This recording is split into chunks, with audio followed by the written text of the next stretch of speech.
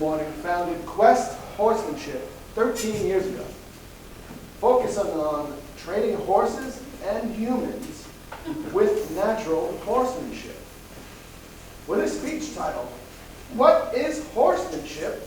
Please give a warm welcome to Toastmaster Gary Adams. Yes, sir. Excellent. Thank you. That worked. Yeah.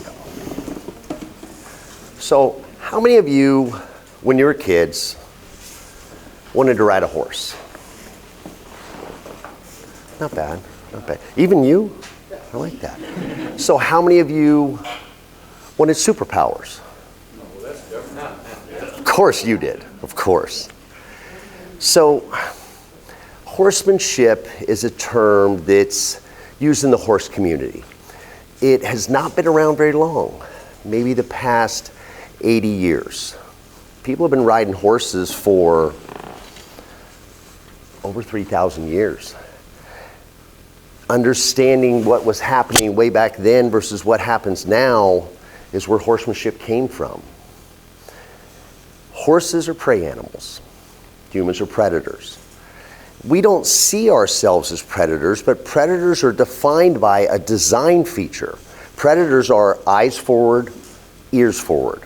A prey animal, their eyes are on the side of their head, their ears can rotate. A horse can literally see 320 degrees simultaneously. Horses are designed to flee. Predators are designed to chase. Question for all of you is, if you were truly scared, terrified, would you cut and run, or would you stand and fight? Where's my fighters? What we got? That many?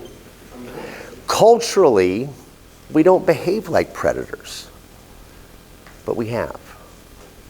Has anybody heard the term breaking a horse?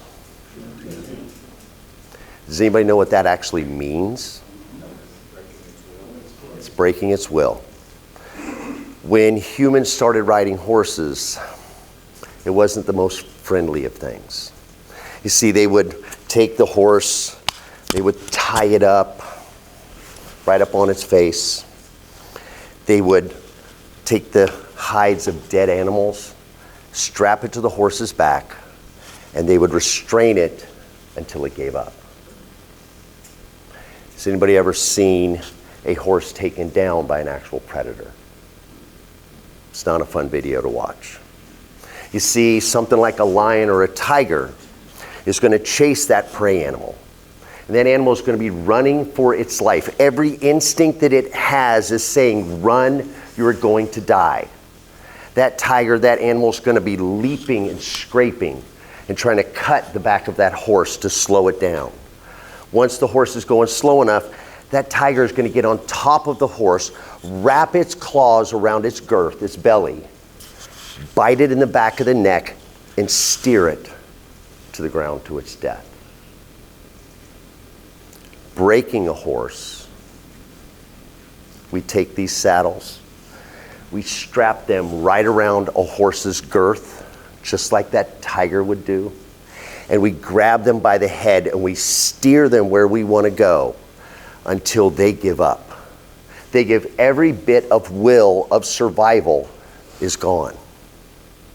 That's breaking a horse. Horsemanship is actually understanding that it's a relationship. Now, we do have a prey animal in our presence. This one met Linda Miller's horse last weekend at the chili cook-off. He was not acting like the predator that he was designed to be. In fact, as he approached the horse, I'm standing there with the horse, he kind of, a little touch. He was good. See, horses weigh 1,000 pounds. Alice was probably thinking, that horse could stomp on me, that horse could probably kick me, heck, that thing might bite me, he might like what humans taste like. He was still brave enough to do it.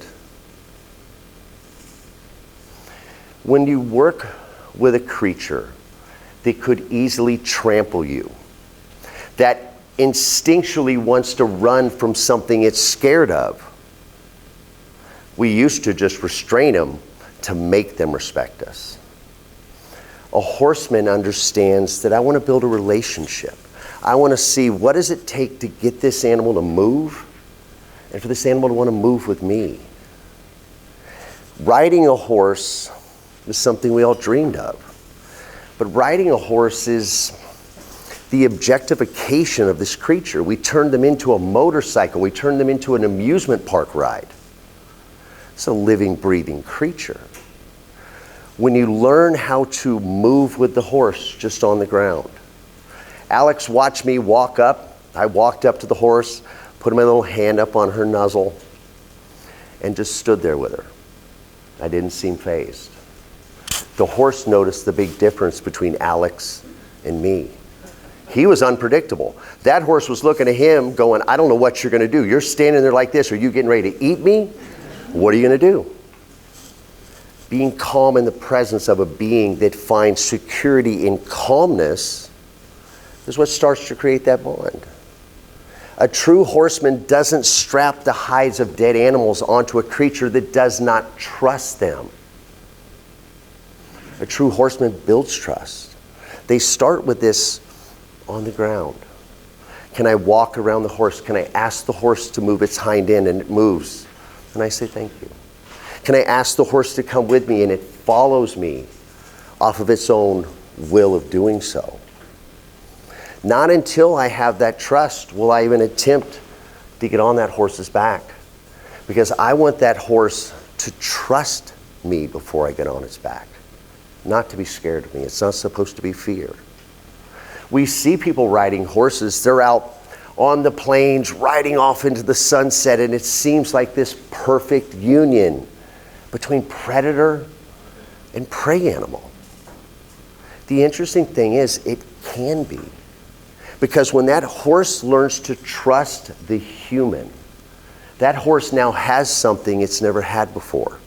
It has a being that has the ability to provide the security, so that horse is now happy to go on an adventure versus just staying in its own little field watching for the predators.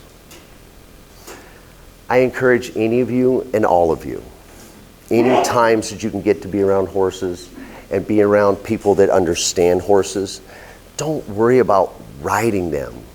First, I just want you to learn how to feel them. Thank you, Toastmasters.